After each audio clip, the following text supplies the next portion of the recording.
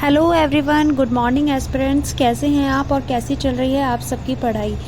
हाँ जी, मेरा first slot जो है आप देख रहे हैं टाइम 2 बजे स्टार्ट हुआ था क्योंकि मॉर्निंग में गेस्ट आ चुके थे और उनके सामने मैं बिल्कुल भी नहीं पढ़ पाई क्योंकि काम आपको पता है एक हाउसवाइफ के लिए कितना ज़्यादा रहता है।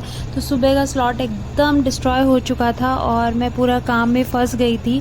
तो फ्रेंड्स, ये मैंने 2 बजे पढ़ाई स्टार्ट करी और उसके बाद मैंने 5 बजे तक पढ़ाई करी क्योंकि उसके बाद में जो है बच्चा वो उठ गया था और उसी के काम में बस फिर लग गई थी। खाना वाना बनाना था, सारे काम करने थे। फ्रेंड्स, एक्चुअल में होता क्या है कि जब हमारे घर में जब हम पढ़ रहे होते हैं तब हमें ना तो कहीं जाना अच्छा लगता है और ना ही हमारे घर में कोई आए तो अच्छा लगता है, क्योंकि उस टाइम पे हम थोड़ा सेल्फिश हो जाते हैं कि हमारा जो टाइम है वो कैसे ना कैसे बच जाए। तो एक हाउसवाइफ के लिए टाइम निकालना बहुत ज़्यादा कठिन है क्योंकि उसको सिर्फ टाइम निकालना नहीं होता और टाइम को बचाना होता है। हर एक मिनट का हिसाब रखना होता है। सबसे ज़्यादा ज़रूरी ये होता है कि हम अपना टाइम कहाँ वेस्ट कर रहे हैं। अगर हम अपने टाइम का मैनेजमेंट ठीक ढंग से नहीं कर पाते हैं तो हमारा एक दिन कैसे निकलता है वो हमें पता भी नहीं चलता कि सुबह कब हुई थी और कब रात हो गई और अब हम थक के सो जाते हैं। इसलिए हमें हर एक मिनट बचा के पूरा काम करना होता है। कि अब जब हम पढ़ते हैं तो पढ़ने पर भी हम कोई दूसरी चीज़ नहीं सोच सकते हैं, क्योंकि अगर हम सोचेंगे तो उसमें 10-15 मिनट निकल जाते हैं और वो जो 10-15 मिनट में हम 1 या 2 पेज पढ़ते वो नहीं पढ़ पाते हैं। इसलिए बहुत ज़्यादा टाइम को व्यवस्थित करके पढ़ना होता है, क्योंकि हाउसवाइफ के लाइफ में कभी भी कोई भी, जब आप अपने ससुराल में हैं, काम करते हैं या फिर अपने घर को संभालते हैं, तो कोई भी गेस्ट भी आ सकते हैं या कोई भी काम हो सकता है XYZ।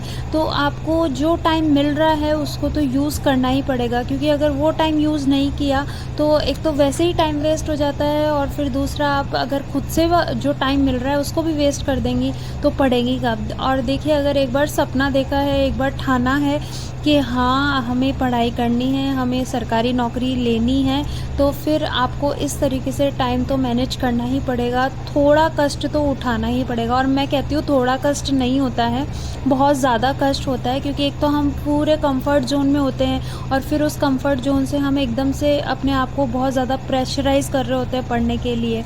लेकिन मैं कहती हूँ कि उसके साथ ही साथ अगर आपके अंदर की आग तेज़ है और आपको रियल में सरकारी नौकरी चाहिए तो फिर ये चीज़ हैबिट में आ जाती है, और फिर जब आपका थोड़ा सा भी टाइम वेस्ट होता है तो आपको बहुत ज़्यादा बुरा लगता है, बहुत बुरा फील होता है।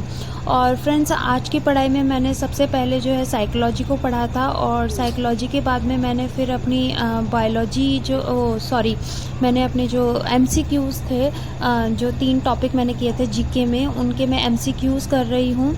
और MCQs बहुत सारे हैं फ्रेंड्स, और मैं एक बार सोच रही हूँ कि मैं पढ़ के MCQs करके फिर ही टेस्ट दूँ, क्योंकि अगर मेरे टेस्ट में रैंक नहीं बन पाई तो फिर मुझे डीमोटिवेशन होगा। इसलिए मैं एक बार चाहती हूँ कि मैं पूरा अच्छे से तैयार करके अपना फिर ही टेस्ट दूँ।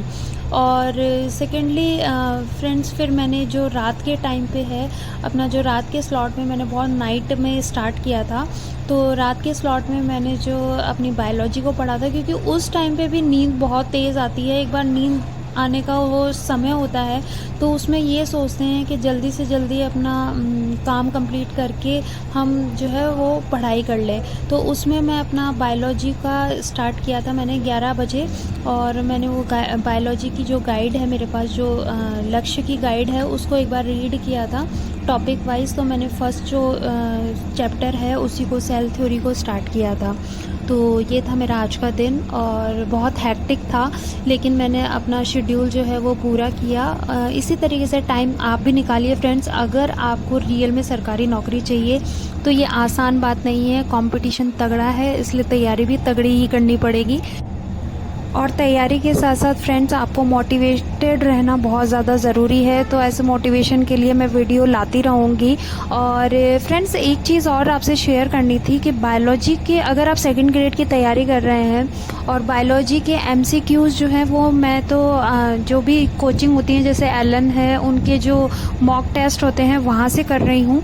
आप कहाँ से कर रहे हैं वो ज़रूर कमेंट बॉक्स में बताइएगा, क्योंकि बायोलॉजी के MCQs बहुत मुश्किल से मिल पाते हैं 2nd ग्रेड मिड लेवल के। तो आप कहाँ से कर रहे हैं वो बताइएगा। और मैं ये लक्ष्य की गाइड तो रेफ़र कर ही रही हूँ, साथ ही साथ मैं एनसीईआरटी को भी रेफ़र कर रही हूँ। आप कहाँ से पढ़ रहे हैं वो भी बताइएगा। और फ्रेंड्स, मैंने आपको कहा था कि मैं फ़िज़िक्स स्किप कर रही हूँ, लेकिन अभी जब मैं पढ़ रही हूँ तो मुझे ऐसा लग रहा है कि मैं डेली का एक टॉपिक फ़िज़िक्स का पढ़ सकती हूँ। अगर मैं 1-2 यूनिट करी और मुझे लगा कि वो थ्योरी बेस्ड क्वेश्चन मैं सॉल्व कर पाऊँगी तो आपको ज़रूर बताऊँगी कि मैं फ़िज़िक्स की कौन सी यूनिट को सॉल्व कर रही हूँ। वैसे अभी तक तो मैंने फ़िज़िक्स को टच भी नहीं किया है। अभी मेरा जो है बायोलॉजी वाला सेक्शन चल रहा है, प्लस जीके चल रहा है। और यहाँ पर बीच में मेरा बाबू जो है वो आवाज़ लगा रहा है।